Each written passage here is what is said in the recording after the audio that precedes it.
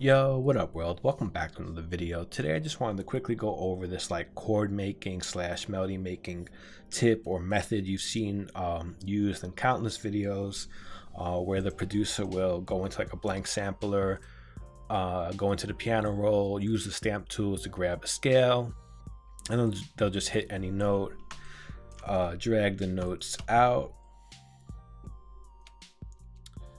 and then sometimes they'll bring it up an octave, sometimes they will bring it down an octave, and then they'll go into their VST. In my case, I'm using Flex, and you'll see all the highlighted scale notes that we just did in the sampler. If you don't see these highlighted notes, just press Alt-V on your keyboard and they should appear. So these are all the notes, and I believe we hit G major. So basically the whole idea is, if you click any one of these notes to make a chord,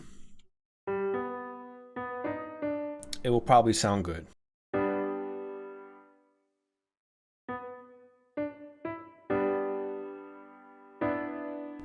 So you get the idea. It's just a way to help you make chords, and I have nothing against this method. I think it's really helpful, especially if you're new to music theory, you're not quite sure what notes go together or how to make chords. So I have nothing against it. I even use it myself sometimes, especially when I have like writer's block and I just need to do something different. But the one issue I do have with this is that a lot of producers and just YouTubers in general who explain this method of making chords forget to leave out that you could make chords outside of the scale you're in. And I'm going to show you an example where that is true. Okay, so I think I'll just use the natural minor scale just because it's a common scale to use. And I'll just go with the key of A. So we'll hit the A note, stretch these out. I'll bring it up an octave, bring it down an octave. And as you can see, we're using just the white keys A, B, C, D, E, F, and G. So there are no sharps or flats in this particular scale. So let's go into Flex, and just using the scale, I'll just write out some chords. So I'll make a E minor, which is E, G, and B. Sounds cool. Then I'll go to a G, which is E, B, and D. And just to change things up a little bit, I will make an E fifth, which is, or an E5, whatever you want to call it, which is E and B.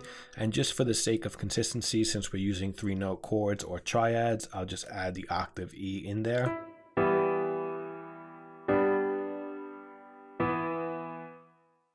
And for the sake of simplicity, we'll just go back to G. So let's listen to that progression.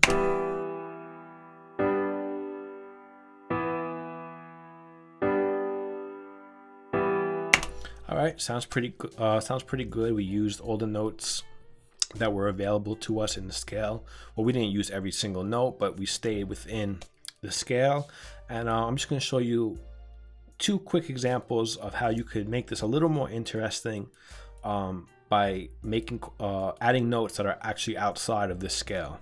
So first thing I'm going to do is add an F sharp to this G right here. And that's going to turn this G chord into an G major 7. So remember, this F sharp was not in the scale. So if you were trying to make chords using this scale and you were like limiting yourself to just the notes, then you would never make this chord. And listen to how nice it sounds. It's just so soulful and lush and just a really nice sounding chord. And you would have never made that if you stayed within the scale. So this is the regular G, you know, sounds good, nothing wrong with it, but adding that F sharp, just beautiful, especially if you're doing like R&B and stuff like that. You really want to make those kind of chords. And just one more quick example, because I think you get the idea. I'm just going to bring this E up to a G sharp, and this probably becomes like a G sharp over E or something like that. And we'll listen to this chord.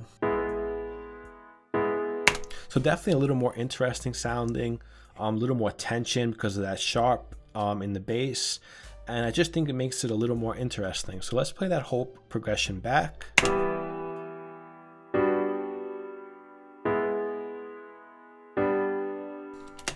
So that G sharp going into that G just sounds so much more like resolved. So let's listen to that again. There's the tension, then it gets resolved with that regular G chord. So yeah, that's just what I wanted to explain to you guys. If you're using this method to build chords and melodies, it's okay to go outside of the scale you're in. Scales are just man-made things. There's like no rules to this. Whatever sounds good is good. So that's just a tip for you. If you're using this method, it's okay to experiment outside of the scale you're in.